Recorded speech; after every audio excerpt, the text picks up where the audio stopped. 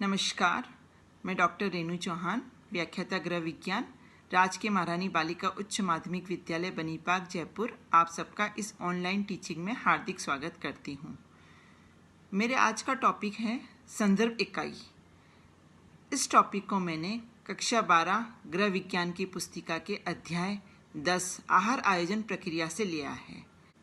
संदर्भ इकाई परिवार को संतुलित भोजन उपलब्ध कराने के लिए हमें संदर्भ इकाई का प्रयोग करते हैं।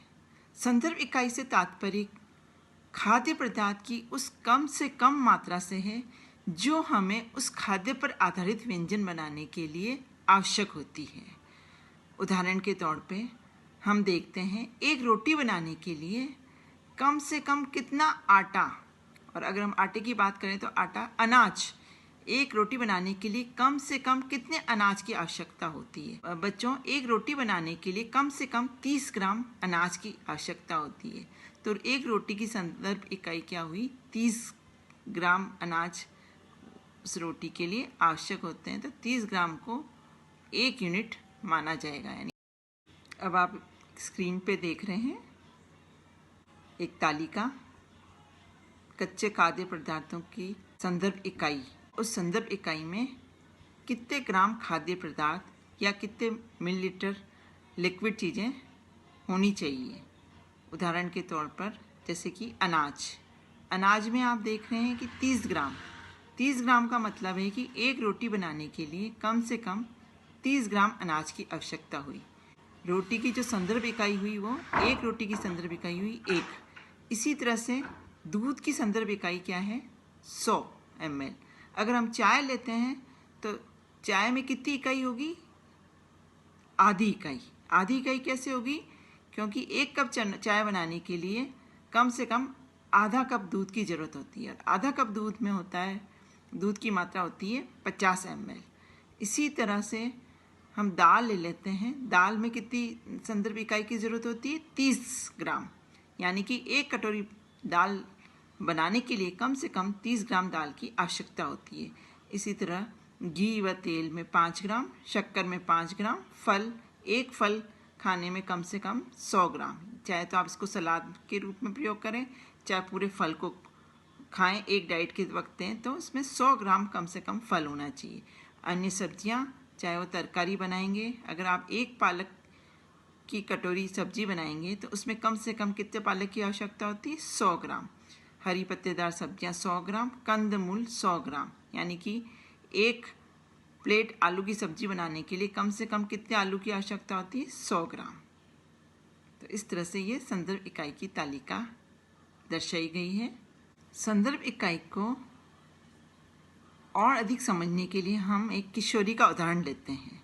प्रस्तुत तालिका में किशोरी के लिए संतुलित आहार में किस भोज्य समूह की आवश्यकता होगी और उसकी इकाई संख्या क्या होगी, ये दर्शाई गई हुई है।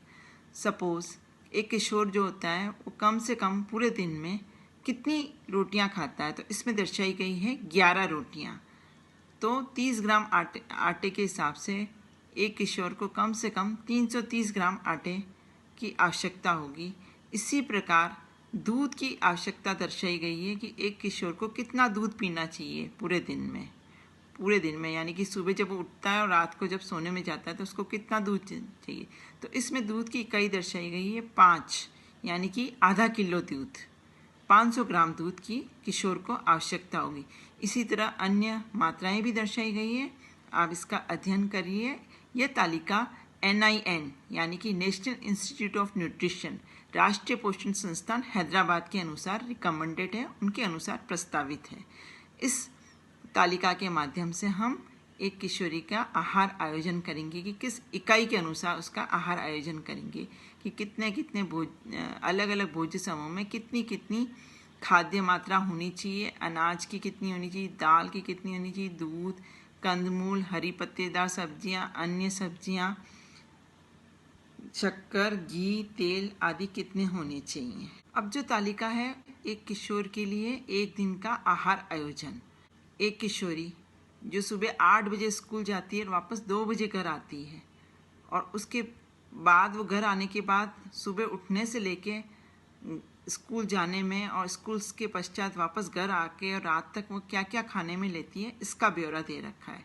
तो इसमें आप देखेंगे कि पहले हमने जब देखा था पिछली तालिका में कि कम से कम एक किशोरी के पास 11 अनाज की इकाइयाँ होनी चाहिए।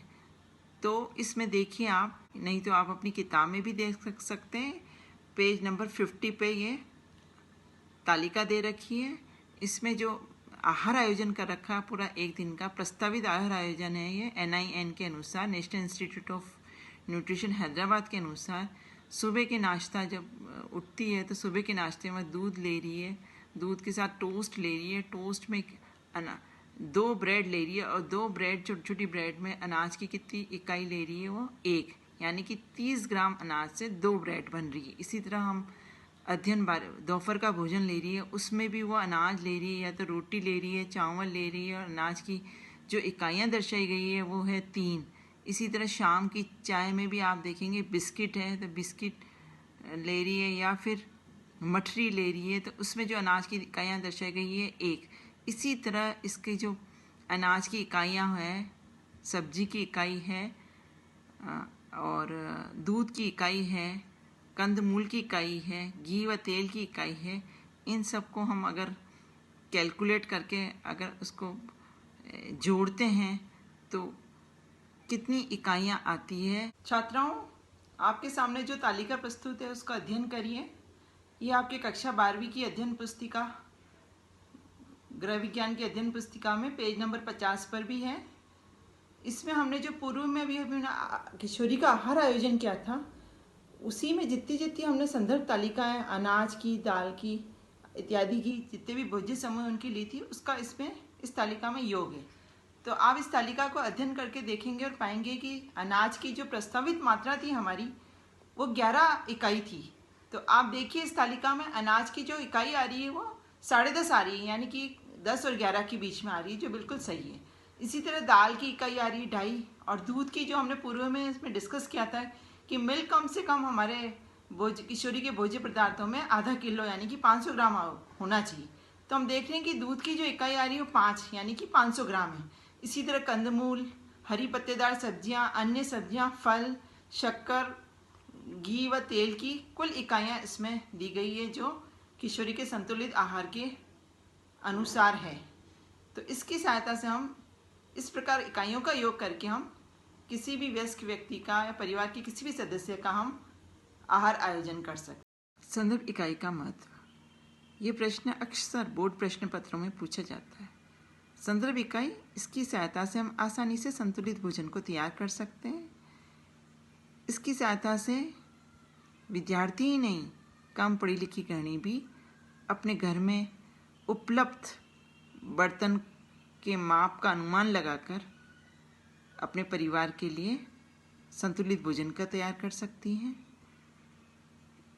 इसके द्वारा हम सस्ते भोज्य पदार्थों को भी काम में लेकर आहार को संतुलित कर सकते हैं। इसमें हमें पता चल जाता है कि विभिन्न भोज्य पदार्थ तो में से कितनी ग्राम हमें प्रति व्यक्ति लेना है, और उसके हिसाब से सदस्यों की रुचि के अनुसार हम संतुलित भोजन बना सकते हैं। इसमें प्रत्येक सदस्य की रुचि का ध्यान रखा जाता है और उनकी पौष्टिक आवश्यकताओं के अनुरूप आहार आयोजन सुगमता से कर सकते हैं।